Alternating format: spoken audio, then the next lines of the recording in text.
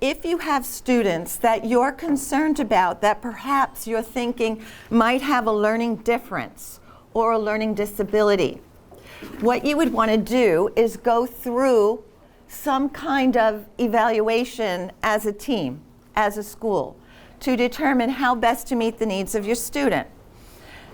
We call it SST, Student Support Team. And then there's also the PACE program, which I'm going to explain. But if you would turn to the first page, and you could see I gave Josh my copy that I was working with, so you've got some of my little highlights and things that I was emphasizing as I was looking at it. Most of our schools don't have specific programs for special ed. Right? We're not trained for that. In fact, it's even uncommon to have special ed teachers in our schools, although it's wonderful if we do, but it's not always common to find that in our schools. But when you bring kids in that are 3 and 4 years old, 5 years old, you're going to find perhaps along the way eventually that a particular child may have needs. But what do? Do you say you can no longer be in our school? They choose our school as much for the faith as they do for the academics, and perhaps even more for the faith. So you want to be able to meet the needs of all of your students. Now the reality is sometimes we can't. Sometimes we just don't have the services that the student needs. But a lot of times we can with accommodations or modifications. Now, the first thing to know is there's a huge difference between accommodations and modifications. And when we accommodate, we're just trying to do some things to make it easier for that student. Sit them up front. Maybe when they're not paying attention, you put a hand on their shoulder, right? Maybe you read a test to a student who falls under the umbrella of dyslexia in some way. Those are accommodations. Modifications are when you modify the curriculum for that student. When you do that, you're generally looking at an IEP or a 504. Again, since you are a private school, the students may come to you without an IEP, but you discover that they need something more than what we could offer in the general classroom. So the first step would be something like this, the student support team. So the PACE program, on the other hand, which is the Pupil Assistant and Curriculum Enrichment Program, is usually it's meant for short term. You bring a student in the 3rd grade, and because your student came from another school, they might be a little bit behind in reading when they come into your school. So it might be that they need the PACE program for a period of time. And that would just provide the support that they need. I don't think your school is quite there. It's usually for bigger schools. School like Pinecrest perhaps would have, or they do have, the PACE program. But you would be more interested, I think, in the SST. Now, in your school, I know in Ohio they have a pretty good program here where if you have students that you suspect might have special needs, there are people that come in, right? Josh, what is that program that you have? So we bring in Morgan Tutoring, and we've got at least one of them here with us today. Oh, hi. Well, great. I'm glad you're here. Glad I'm here too. Okay. And in this program, do the parents pay for the extra tutoring, or is this part of their tuition? It is all of the above. So our students on IEPs, many of them bring the John Peterson Scholarship, which is a scholarship from the state of Ohio that helps cover some of the cost of Morgan Tutoring, sometimes the cost of tuition, but we also have a special education fee here because of our costs to Right. run the program. So it's kind of a three-tiered structure of support that we provide with Morgan tutoring in the classroom and then with tuition assistance as well. Okay. Okay, that's great. And that's kind of unique. I mean, in our other schools, it doesn't usually work like that. If you bring in someone from the outside, it's completely paid for by the parent. And you would have to now find time when you're pulling the student out of the regular classroom for the tutor to work with the student, or even to work in the classroom with the student, to be in the back of the room, to observe the student, all of those things. So I guess in your school it's a little different because you bring in, that's wonderful that you bring in these experts, specialists that can work with your students. They also are advocates. That special ed teacher are advocates for your students. Because when you have a student who really has a learning disability, sometimes teachers, it's not that they don't believe it, but it's like, if you just try harder, you can do it. Just try a little harder, you can do it. But that isn't always the case. So, if they have something that's truly a learning disability, a lot of times the special ed teacher will act as that person's advocate. So I want you to turn to page 3 and look where it says, and again you'll see where I outline or I underlined, when should a teacher refer a student to the student support team? And we're going to talk about the student support team itself in a minute. But you're looking at your students and what are you seeing? Okay. They consistently exhibit one or more of the following. They're failing grades. You're seeing failing grades. Or they have discipline referrals. They're failing core courses. Anytime you see consistent, significant academic, behavioral, or emotional difficulties, and everything you're doing isn't working, you're trying everything, it's not working. You don't refer them to the SST if it's vision, hearing, speech, or motor. Those are different. You don't refer them if it's likely to resolve itself or it occurs over a short period of time, right? Those are things that you wouldn't do. So let's go first. I'm going to skip a little bit. Go over to page 5. Now, I don't know that you have this in place yet, but I want to talk about it anyway because even as a group of teachers, you can kind of start to look at how you can do this. And Josh, if I'm going off on a different path here, just stop me, okay? The student support team. So you've got your teacher. Teacher recognizes there's something going on here. You want to bring in the previous year's teacher. You want to bring in your case, you would bring in the vice principal. Brenda or Christine would go in. You don't have the dean of students as your vice principal. And then the SST coordinator, you probably wouldn't have that at this point. This is it would be a larger school, and possibly the principal, or Josh in this case. But you bring in the people that have exposure to that student or have worked with that student, experience with that student, to kind of get together and talk about what the issue is, okay? If you turn back to page 4. If I can add to that. Sure. Morgan Tutoring really is here to walk us through that process. The biggest thing is that we engage and we recognize that a student is having an issue and having challenges, right? And that's on us to initiate the process. Here we have a student.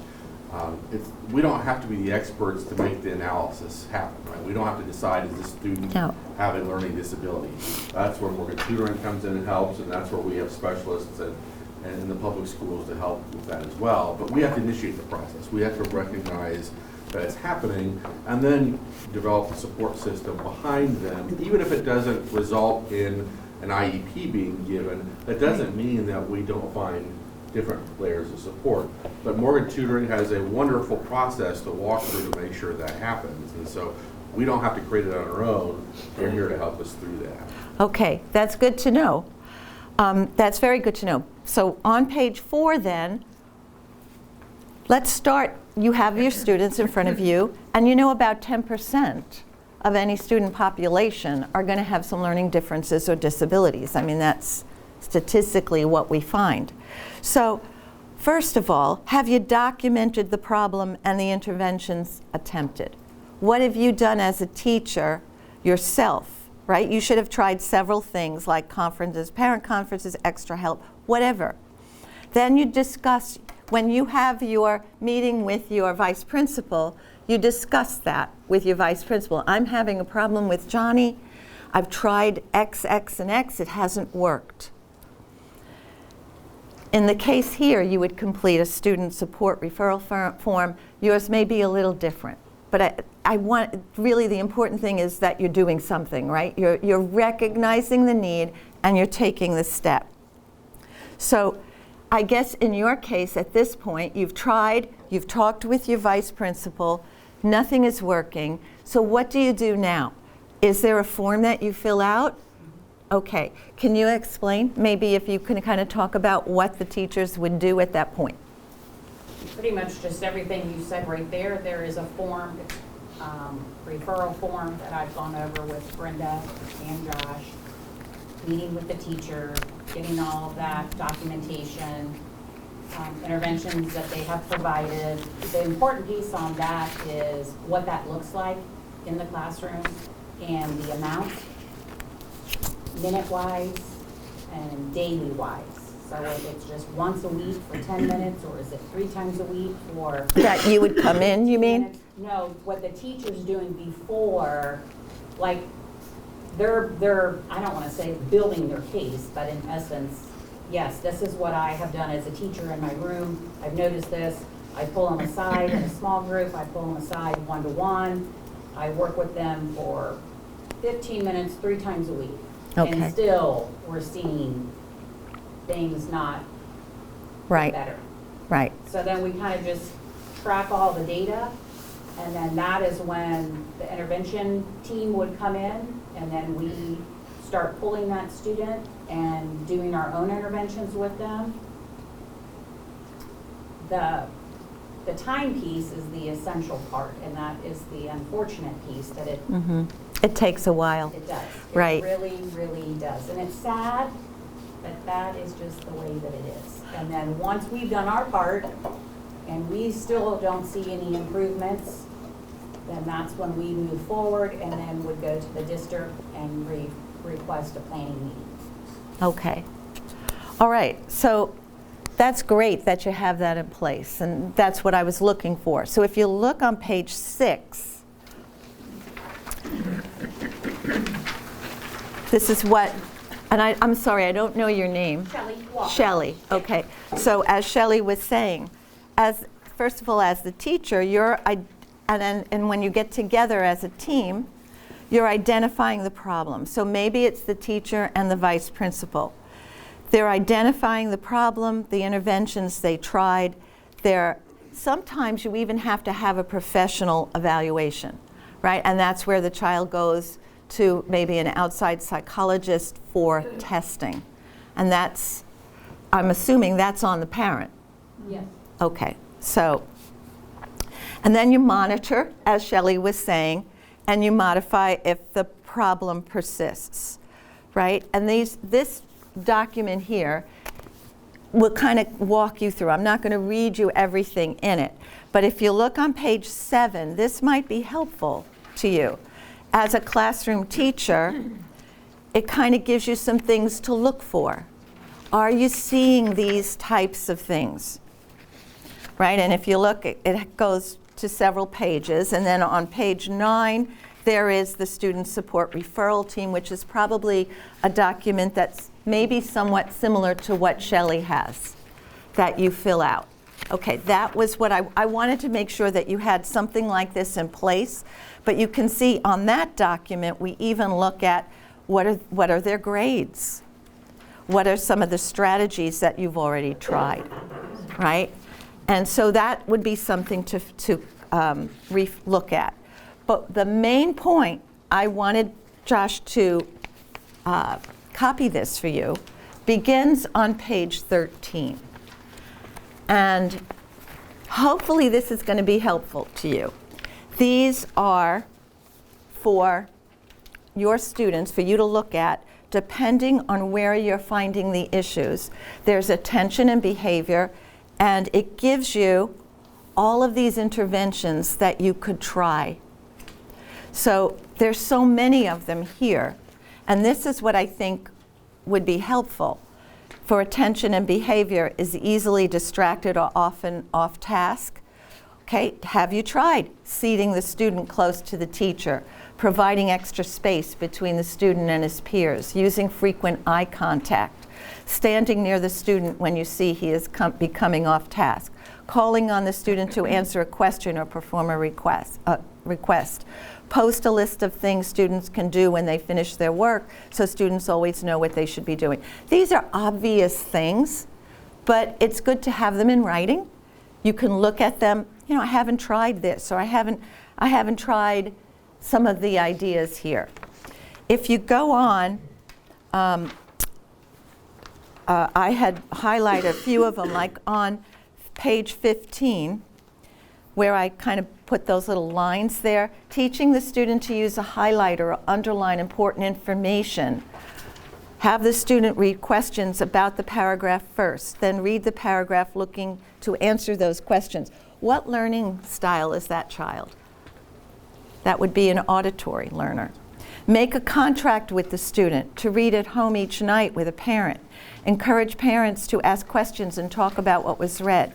These are just things that I think could be helpful to you.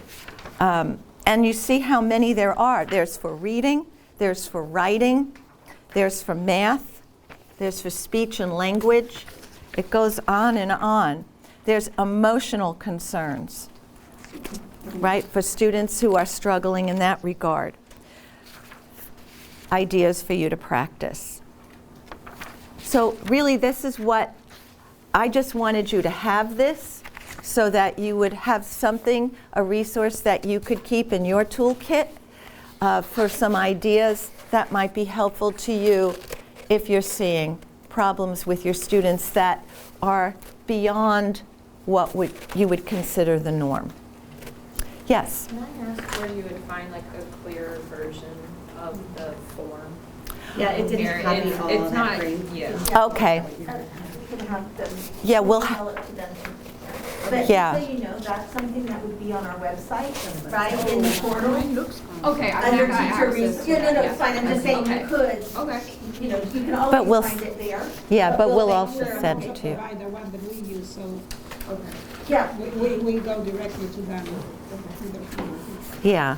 And can I just, like, one thing at my previous school that we actually had, they didn't call it a PACE teacher, but we had a PACE teacher for K to 5 and then 6 to 8. We were a K to 8 school, and that PACE teacher was in charge of this kind of second tier 2 and tier 3 data collection. Yes. And getting all that as an assistance to the classroom teacher, so the classroom teacher would fill out a form like this and say, like, I'm doing all these things, we're not seeing any progress, they need more support than I can give in the classroom, not identified with a learning disability at this point, maybe never will be, maybe they came into the school behind, but they need that extra support. So we actually had 2 dedicated teachers, and Yeah. that was their job, to pull those students that would qualify for something like this PACE. Right. And PACE is often used when you get students who have English as a second language, and they come in and they need that extra support until they're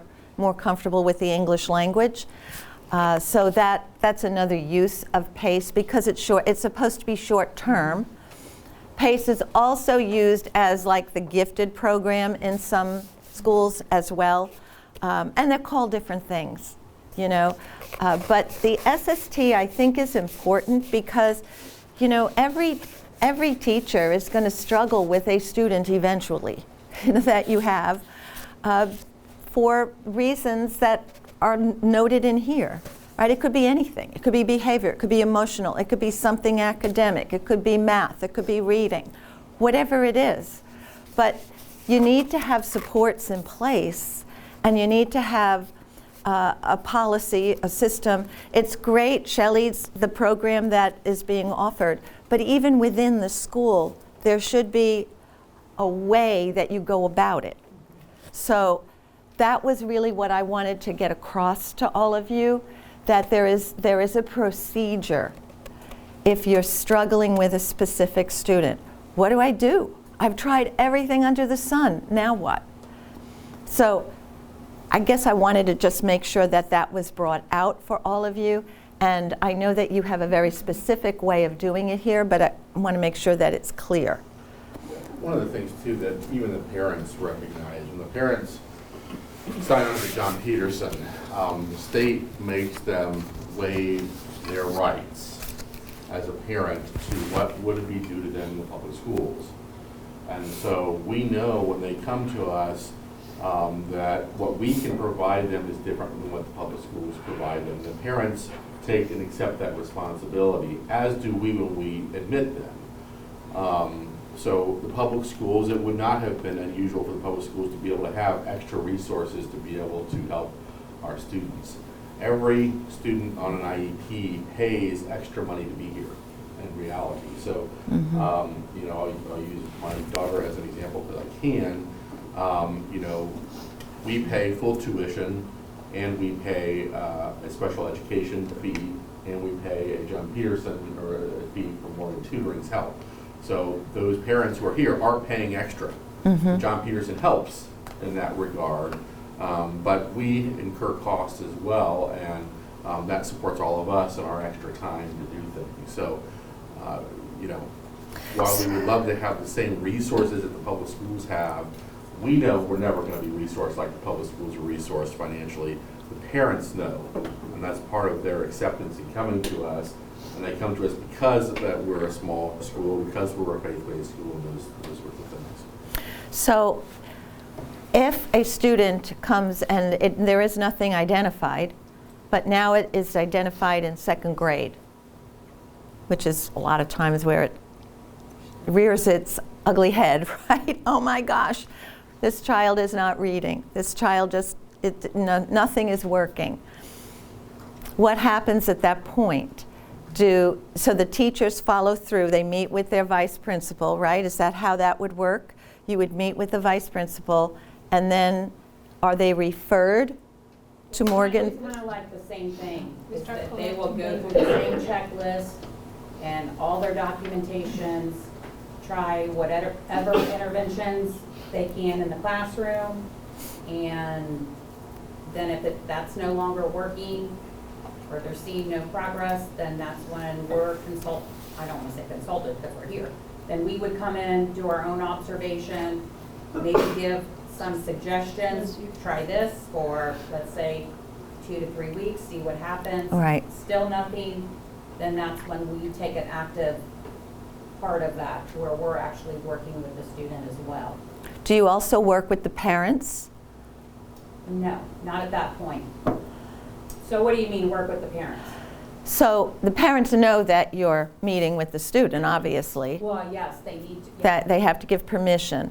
So now the student is still not succeeding in the classroom. What happens? So at that point, that's where we would draft up the referral, and then we contact, because all of the IEPs have to go through the district, and you know, whoever your contact is, in the very beginning, so the student has nothing, there has to be an evaluation. Right. So there's a team of evaluators. Okay, And that's what I was looking that's for. composed of a psychologist, Right, okay. speech, OT, PT, gen ed, intervention, and they come and they do their own observation. So there's a planning meeting. I'm sorry, I kind of got ahead of myself. If you bring all your information to the coordinator, per se, at the district and say, hey, this Right. is what we have, this is what we've noticed, Uh-huh. we still aren't seeing any improvements, we would like to request for a planning meeting. Some call it a suspicious meeting, and that's just where you think that something's Right. off. You suspect a disability, Right. and then they contact parents, then they contact administrators of the school, then our department, and then we schedule a planning meeting. And then that's where our team, Royalmont's team, and the parents meet and discuss and then Yes. decide if there is enough evidence. Right, enough to data proceed. collected. Right, That's why it's so important on that initial piece is to have that data more, it almost has to be 2 grading periods. wow, Unless it's super, super severe. okay, And because we don't want to present because we want to win. We want to get the help for the student. And if we don't have enough, yeah, then they can say, and sometimes they do. They don't say no, or they say, no, not yet. right, And then let's come back after another 6 weeks and we will reevaluate.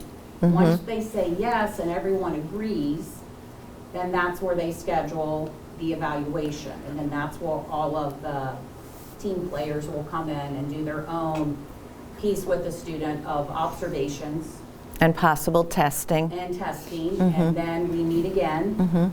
And then that is what is called the evaluation team report, the ETR. Okay. And so now a student has either the 504 or an IEP, and the teacher receives that with the accommodations and/or modifications that are within that report. So how is that monitored? Is that monitored through the vice principals going in and observing to make sure that the students' needs are being met according to those plans? Right now, I'm not doing that. No? How about, does Morgan Tutoring go in and observe? No. So how do we know that that's happening? We don't at this point.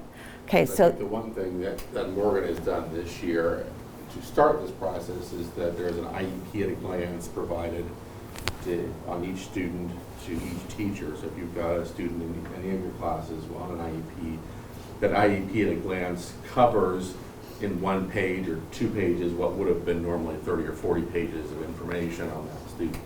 So that is a tool to be used. I know we met, I know Morgan has met in several of the individual PD sessions with each of the teachers, but this is an area we can continue to grow in as well. We've only accepted John Peterson students for about 4 years. And so this is still relatively new in the 30-year history of Royalmont that we're working with our IEP students. It's not that we haven't had IEP students, it's just that we've accepted the scholarships only the last couple of years. okay. Where is that supposed to report how much time you spend? Yes, and There is something. there is a reporting tool that I ask everyone to complete. I know it's been a little bit rough this year on the accommodations that you're providing in the classroom. That's because the state is getting more and more rigorous about what they're asking us to report on. And us as well. And yeah, I mean, for what I'm asking of you, trust me, is very light compared to what Morgan Tutoring is basically required to keep lawyer, attorney style notes. Every minute, every Yeah. action, every To the minute. person, to the minute of what they do with our students, which is unreal. But that's Yeah, that's- bureaucracy for you. Yeah, that's a shame.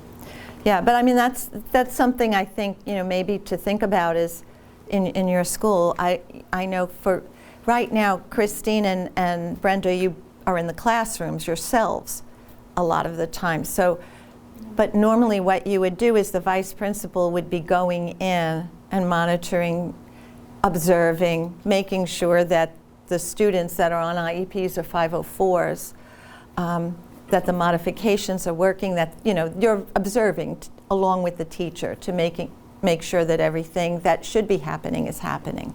And that was one thing at my previous school that teacher could do. That teacher that was in charge Yes. of learner support took that burden from the vice principal. They could Yeah. be the one going in and doing those observations. A lot of times it is not a child that needs an IEP. A lot of Right. times you're seeing, and the groups could Don't need then to be stand in flexible. front of So you. you're teaching a concept in math and they're just not getting geometry. They get addition and subtraction. They're not getting this concept. I've done all these things and they just need that support for a Yes. short period of time. And so these are much more flexible groupings based on teacher Yes. data, real-time data. We could take that IXL or the iReady data that we're getting and we're saying, hey, we're doing all these things and they're still not blending, they're still not decoding, or whatever it is. Right. And then just getting that extra support so that they can go back in the classroom and continue being successful.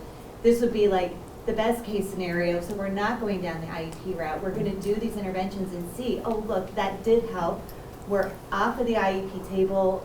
They just needed that little push, and now we can continue and keep on going. Yes. So I think it's worth maybe having that discussion of having this intermediary that can work with the teachers. We're stretched thin. The vice principals are stretched thin. We need just somebody to help us collect the data, another set of eyes to come in and observe and fill out the checklist while we're teaching. You can't fill out this checklist while you're teaching.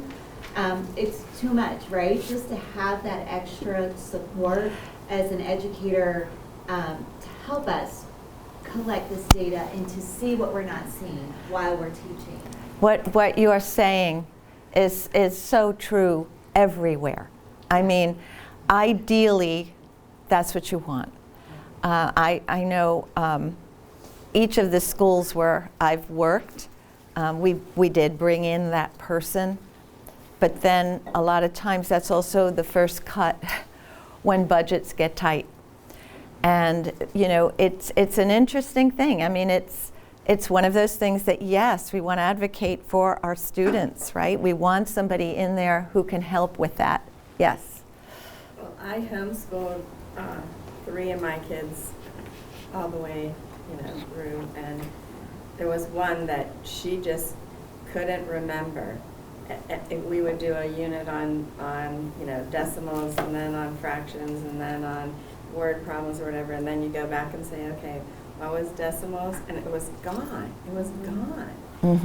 And I had to change the strategy for her, but I could see that if I didn't, but she didn't need an IEP. She actually graduated college in 2 years instead of 4, and did all these things later that, but like you're saying, sometimes they just need a little patch, because they hit some kind of a brick wall.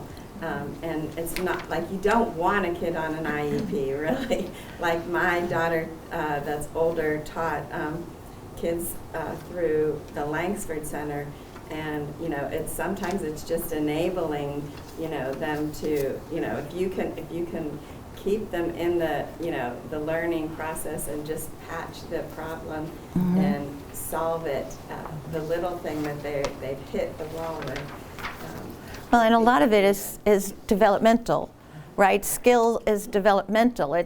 Not every student learns to read fluently by 2nd grade. Everyone's different. And like you say, it could be that they just need a little extra time or a little extra support, to get through that learning difference that they were experiencing at that time. I had a student when I was in Florida who he couldn't read. I mean, it took forever. We ended up reading to him tests and such, in order to help him through. But he really wanted to improve. By middle school, it had gotten a lot better, but it still wasn't perfect. Well, I've heard from him, and he is studying nuclear physics. Yeah. Everybody's different, right? Sometimes it just takes a little longer, but we can't keep beating them into the same thing. Just keep trying. Just keep trying. You can do it. I know you can do it. Sometimes that's not going to work. And what does it do? It makes them feel very badly about themselves. It makes them think that they're dumb, they're stupid. I was extremely upset at one school that I was principal in. And then when I left that school, they brought in another principal. And I learned that this particular principal created levels in math in elementary school, like in the low grade, like 1st and 2nd grade. You're in low math in 1st grade. Where do you think that kid who is put in low math in 1st grade is going to be when he's in high school? He's going to be in low math. Because that's what he thought I'm terrible at math. I can't do math. So I'm so opposed to that. But that's why I think it's important to look at programs like the SST, the PACE program, to think about what are we doing to meet those needs of the kids in cases where maybe it's a little patch, like you were saying, or it's just a short period of time just to kind of get them over the hump. Or they really do need that support because there is a learning disability there. We have to meet the needs of every one of them, as we've said over and over again, whatever that means, whatever it takes, right? We love them all. You know, we very much try through the admissions process to manage our numbers. You know, best practice is to stay less than 10%. As a whole, we are less than 10%, but in particular areas, we have a few bubble classrooms. Yeah, that happens. Margaret is blessed with a few extras in second grade, and it's where we see the numbers coming out, right? And that probably will trickle to third grade next year, and it happens to be bubble class. We know in our high school, we kind of have a bubble class in the high school as well. You know, so there's an area that we very much try to manage this overall. But you guys, many of you know me long enough to know I'm a data person, and I watch data like a hawk and look for trends. And one of our trends is that our kids on IEPs, from a pure grading perspective, are performing significantly lower than everyone else. And so it's an area that is a concern that we're watching to say how we're accepting these students. At the point that we accept them, we run through a whole battery of tests, and we look at the iReadies and the MAPs and the state test scores and all those things, because we really want to make sure we can truly serve the student, or else we need to have an honest conversation with mom and dad and say, look, I'm sorry, we can't meet the student's needs. And we've had to say that to some kiddos, particularly on the autism scale. Right, that's usually where it We happens. cannot meet the student's needs. Yeah. But once we accept them, then we start to take on that responsibility, because we've said to mom and dad, yes, we're going to admit them, because ultimately you fit our culture. Mom and dad have indicated we want them to be in a Catholic environment, we want them to be in a small school, we want to, you know, all those things that check our box. And then we do accept the responsibility. And so we spend a lot of time with Morgan tutoring. I think I meet with Morgan once a week, and we look at every single kid, and it's only 10 this year? 10 out of 178.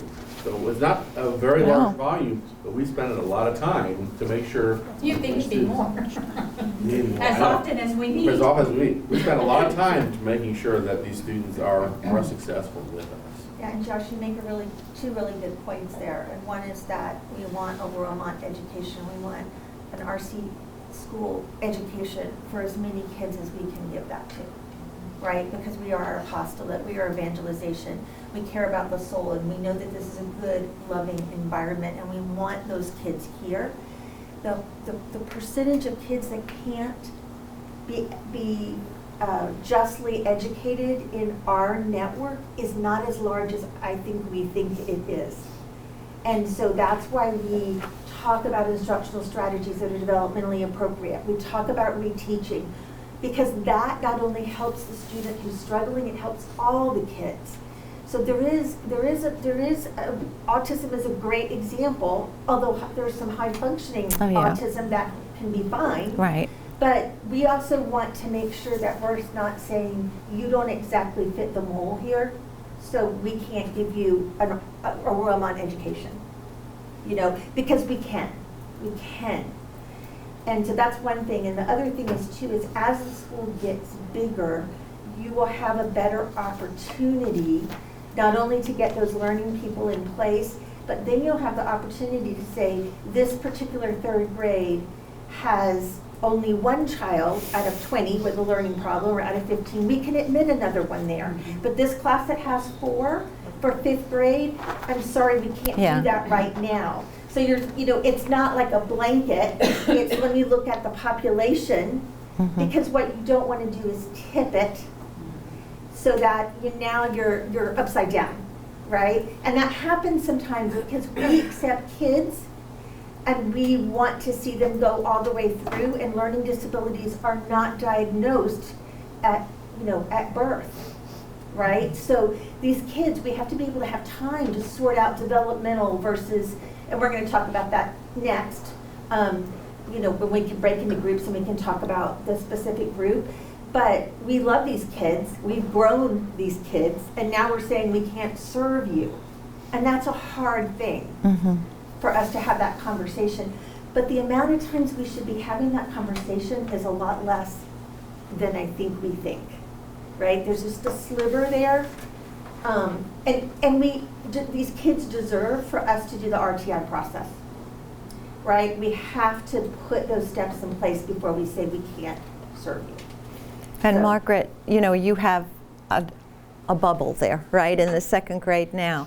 So do you feel like with the kind of suggestions that might be helpful to you, how are you handling it in your? I feel like there's a lot of talent in that class, actually, and there's a lot of leadership ability that needs to be developed, but the kids need to be hands-on, you know, so much of it, and they need to be you know, working in groups, and they actually work and play together very, very well.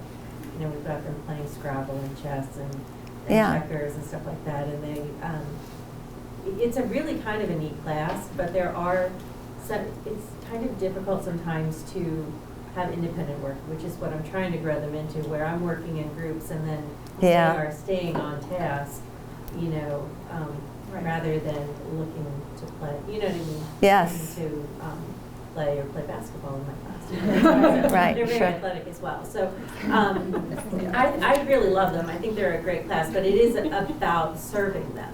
You know, how can I serve them best? But see, just listening to you talk, you're the right person to have in that room. You know, you could tell that you love them. You recognize their learning styles. You're calm, you know, and that, I think, is going to go a long way for those kids. So, Yeah, the other cool thing is it used to be that, you know, these kids went to college and there was no accommodations for them, and that's not the case anymore. I don't know, it's pretty state to state, I think, but I know that you have to have an IEP by a certain point, correct me if I'm wrong, Shelley, so then that will be able to be transferred to college, but these kids can get all kinds of support for free, included in their tuition when they get to college. So we have to, you know, we have to kind of get out of that mindset of, well, you know, I've got to make sure this kid is towing the line when they get to college. Life's not going to be accommodated for them. That's not the case anymore. It is accommodated for them. So it's changing the way we look at students who learn differently. And it's learning differences versus learning challenges. Those are two kind of separate things. But good teaching is the groundwork to serve to begin with. So that's why we're, you know, spending time on authentic rigor and authentic assessments and those kinds of things for those kids.